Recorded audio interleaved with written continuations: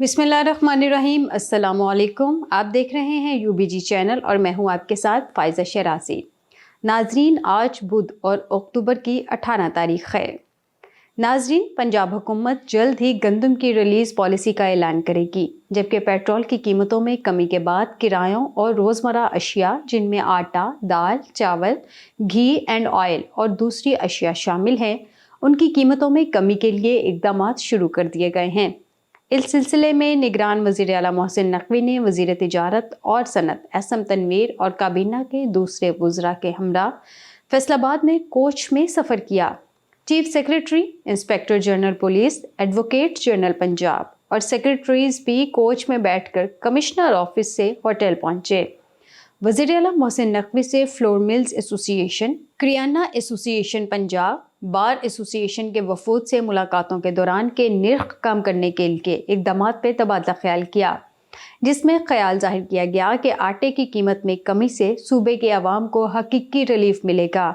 وزیر اعلیٰ محسن نقوی سے کریانہ ایسوسی ایشن پنجاب کے صدور اور جنرل سیکرٹری کی قیادت میں وفد کی ملاقات صوبے کے عوام کو ریلیف دینے کے لیے دالوں کی قیمتوں میں کمی کے لیے اقدامات پر بات چیت کی۔ فیصل آباد بار ایسوسی ایشن کے وفد نے وکلا برادری کو درپیش مسائل سے آگاہ کیا۔ وزیر اعلیٰ محسن نقوی نے مسائل خود نوٹ کیے اور حل کی یقین دہانی کروائی۔ انہوں نے کہا کہ وکلا برادری کی لائبریری کے قیام کے لیے معاونت کریں گے۔ وزیر اعلیٰ محسن نقوی کی زیر صدارت فیصل آباد میں بجلی چوری روکنے کے لیے جاری آپریشن سے متعلق اجلاس میں چیف ایگزیکٹو آفیسر فیسکو نے جاری آپریشن کے بارے میں بریفنگ دی۔ فیسکو کے چیف نے بجلی چوری کے خلاف بلا امتیاز کارروائی جاری رکھے جانے کا یقین دلایا۔ ناظرین، آرمی چیف کی زیر صدارت کور کمانڈر کانفرنس میں ملک کو درپیش اندرونی بیرونی چیلنجز کا جائزہ لیا گیا اور خطرات سے نمٹنے کے لیے مؤثر حکمت عملی تیار کی گئی۔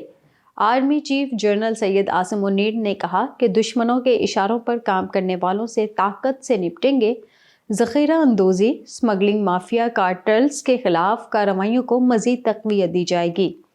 پاک فوج کے شعبہ تعلقات عامہ ISPR کے مطابق chief of army staff general Asim Munir کی زیر صدارت 260ویں کور کمانڈر کانفرنس ہوئی۔ کانفرنس کے شرکاء نے مستونگ، ہنگو، یوب کے شہداء کے ایصال ثواب کے لیے فاتح خوانی کی۔ دہشت گردی کے خلاف فورسز اور قانون نافذ کرنے والے اداروں کی قربانیوں کو خراج تحسین پیش کیا گیا۔ خطے کی صورتحال اور سلامتی کو درپیش چیلنجز اور خطرات کے جواب میں حکمت عملی پر بریفنگ دی گئی۔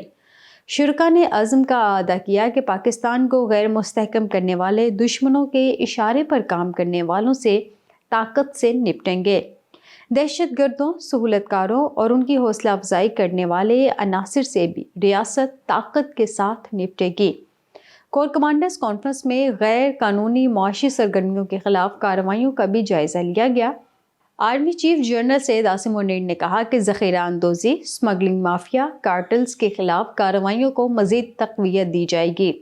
پاک فوج غیر قانونی معاشی سرگرمیوں کے خلاف حکومت کو ہر ممکن تعاون فراہم کرتی رہے گی۔ حکومت کی معاشی بحالی کے اقدامات عوام کی فلاح و بہبود کے لیے ہر ممکن معاونت کریں گے۔ ناظرین، فوریکس ایسوسی ایشن آف پاکستان کے مطابق انٹر بینک میں ڈالر $1 سستا ہو کر 270.70 روپے کا ہو گیا، تاہم اوپن مارکیٹ میں ڈالر کی قدر $277 پر برقرار رہی۔ فوریکس رپورٹ کے مطابق یورو $2 مہنگا ہو کر $295 کا ہو گیا، تاہم $2 کی کمی سے برطانوی پاؤنڈ کی قدر $344 سے کم ہو کر $342 ہو گئی۔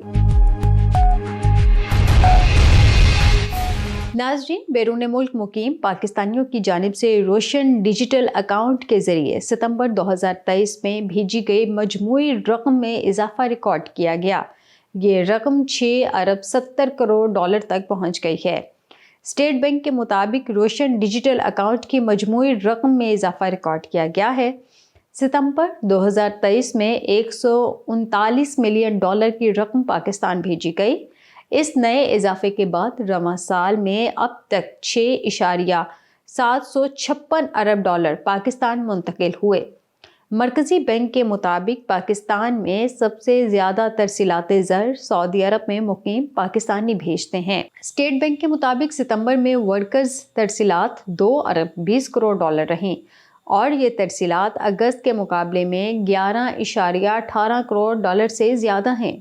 ستمبر 2023 میں سعودی عرب سے 53.8 کروڑ ڈالرز اور متحدہ عرب امارات سے 39.98 کروڑ ڈالرز کی ترسیلات پاکستان بھیجی گئیں۔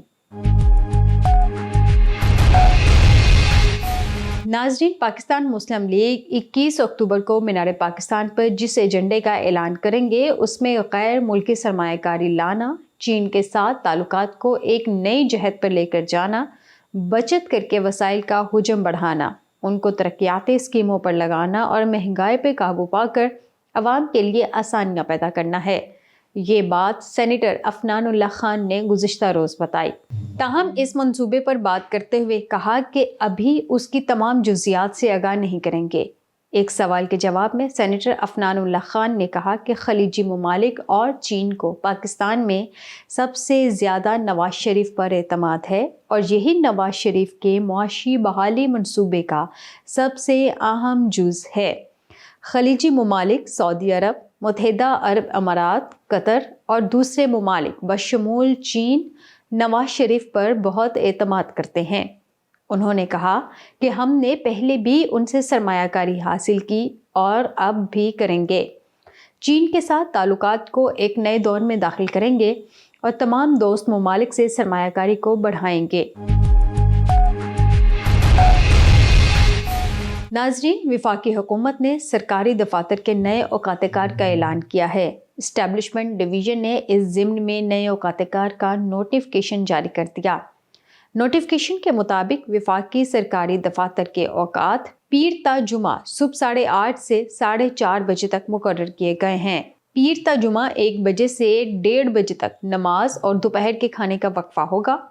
نوٹیفکیشن کے مطابق وفاقی سرکاری دفاتر میں نئے اوقات کار کا اطلاق فوری طور پر ہوگا۔